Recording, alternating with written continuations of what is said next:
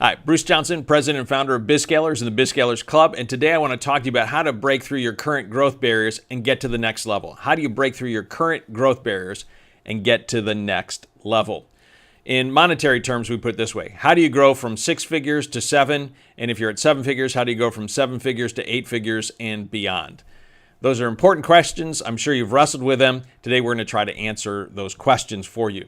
Now, I don't know if you spend a lot of time studying businesses, but if you spend a lot of time studying businesses, as an observer of business, one of the things you learn quickly is that there are a set of predictable barriers that every business tends to go through, and they seem to fit in these bands, or we're going to call stages of growth. It doesn't matter where they're located. It doesn't matter if they're located in South Carolina, New York, Wisconsin, Nebraska, California, Sydney, Australia, London. Doesn't matter if they're rural or suburban or urban. It also doesn't matter what industry they're in. These are predictable issues that businesses struggle with, regardless of what kind of industry they're in and where they're located. So if you want to grow, you've got to figure out what those barriers are, and then how can I overcome those barriers, and what kinds of strategies do I need to use to overcome those barriers? Now, wouldn't it be great if you could find a resource that would allow you to do that real quickly? Wouldn't it be great if you could find quickly what stage you're in, what the major problems are, and what are the major key strategies you need to employ? That would be incredible, wouldn't it? Well, the good news for you is you can get it today because it is free for you, and you can get it right here at bizscalers.com/checklist, bizscalers.com/checklist, and it's absolutely free for you. And in 3 pages, we're going to answer all of those questions for you. How cool is that? So let me show you on page 3, this is what you're going to see. And I'm going to blow this up so you can see it just a little bit better if you're watching this. Now, if you're listening by podcast, I'll walk you through this so you can still understand it, but I would just go to bizscalers.com/checklist, and you can download a copy and you'll have it for yourself. You're going to want it anyways. So here we go. There are 4 stages that I think about small business growth in. The first one is called startup. Second one, struggle up. Third one, scale up. Fourth one, step up. I used to be a preacher, so I love the alliteration of S's. So startup, struggle up, scale up, step up. Now, how do you figure out which one you're in? Well, I would use revenue as the primary determinant of which stage you're currently in, because the issues you're going to wrestle with are usually driven by revenue. Now, the one caveat to this would be if you're in a high COGS business, let's say you're in construction or manufacturing, and you have a high cost of goods sold, I would use gross profit. So a $20 million construction company is very similar to, let's say, a $2 million consultancy in terms of the problems they're going to deal with. So if you're in a high COGS business, just use gross profit. The rest of you can just use revenue. So I'm going to use revenue here for the typical business. If you're under $250,000, you're basically what we're going to call the startup phase. The issues you're going to wrestle with are going to fit in that category. Now, whenever you get reductionistic, by the way, it's easy for people to think, well, wait a second, I'm doing 300,000 and I'm kind of more of a struggle up, right? Because the edges are always going to be blurry. So, you could be in the struggle up category of problems and you could have $180,000 or $200,000 of revenue. But in general, we're going to find, some line to demarcate the difference. So I'm just going to say 250K is the startup phase. 250 to 1 million is going to be your struggle up, 1 million to 10 million, your scale up, and 10 million is going to be step up. So based on revenue or gross profit, if you're high COGS, which one do you fit in, right? That's the easiest way to figure out which one you're in. Now, the typical timeline, again, I'm just trying to give you some generic guidelines so you can evaluate, how are we doing? It usually takes about 1 to 2, 0 to 1 years, which technically is kind of year 1 and 2, 0 to 1 years to be able to figure out how do I break past 250. Usually somewhere between 1 to 5 years to break to 250 to 1 million, 5 to 10 years to get to the 1 to 10, and then 10 plus years to 10 million. Now, again, you could blow past $1 million in a year, right? But in general, these guidelines tend to fit generically overall for businesses. So if you're, struggling and you're, year 4 and you're at 600,000, you're normal, right? There's nothing abnormal about that. Now, the number of employees, again, these are for non-high COGS kind of businesses. You'd say 1 to 3 employees under 250K, 4 to 10 for struggle up, 11 to 50 for scale up, and 50 plus for step up. Now, you can have an $8 million business with 80 employees, right? But in general, these are going to give you some guidelines. Now, what most people find fascinating about this page is the next line.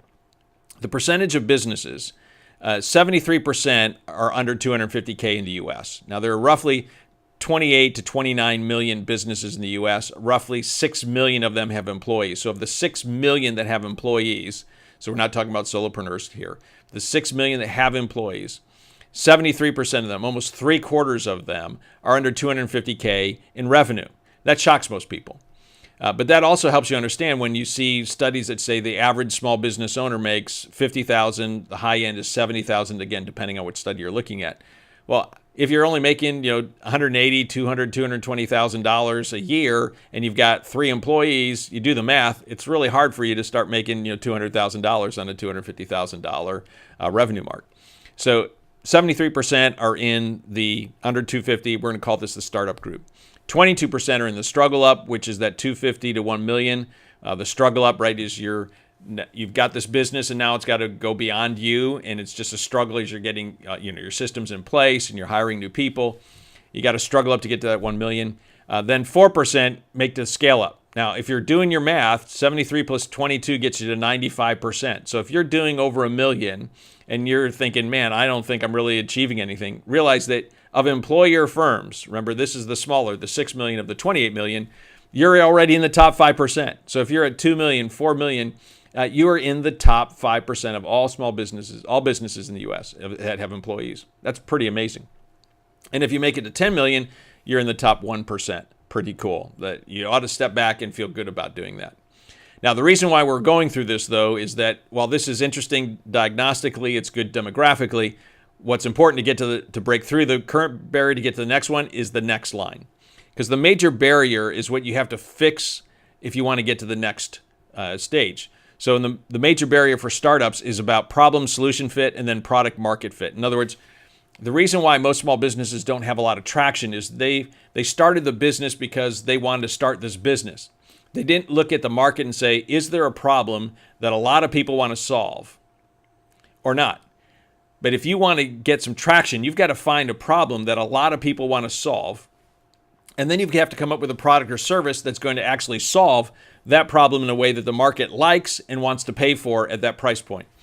So problem, solution fit, product market fit, those are the key things. If you haven't solved them, you're really still in startup. I don't care if your company's 10 years old, you still aren't gaining traction because you haven't solved that fundamental problem of problem, solution, and market and product fit. So solve that problem, and then you get to move into the next category and you'll start gaining more traction.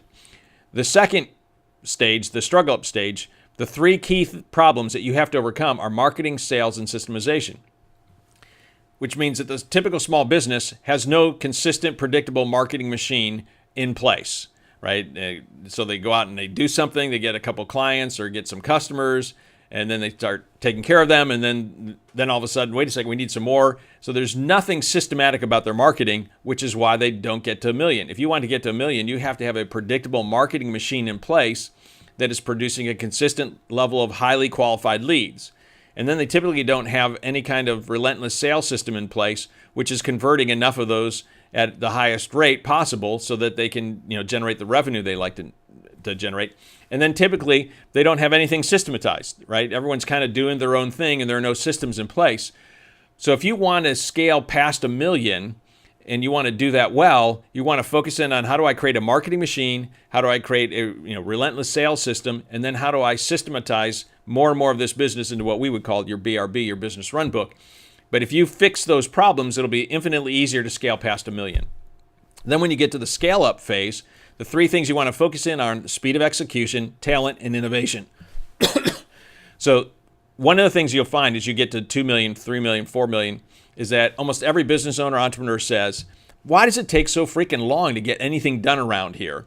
Because you'd think with more people, it should be faster. The reality is that with more people, it gets more complicated, it gets slower.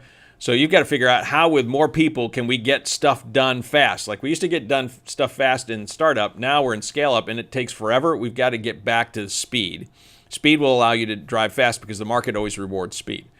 The other number 2 that you're going to have to focus in is on talent, because the people who got you from 250 to 1 million frequently will not be the people who can get you from 2 million or 3 million to 8 million or 10 million. And so you're going to have to attract higher level of talent. You're going to have to, in many cases, transition out some of your earlier talent. But talent becomes a key question because rarely can somebody get to 10 million with the same people that help them get to 500,000. And then innovation becomes a really big issue because let's say you have one primary product you've been doing, offering to the marketplace, and people are loving it. Well, your competitors are observing that, and so now they're starting to copy you, and now you're in trouble because people can't differentiate what you're offering from what other people are offering. So if you have one key product and you're not constantly innovating that new thing, you're going to lose traction in the marketplace.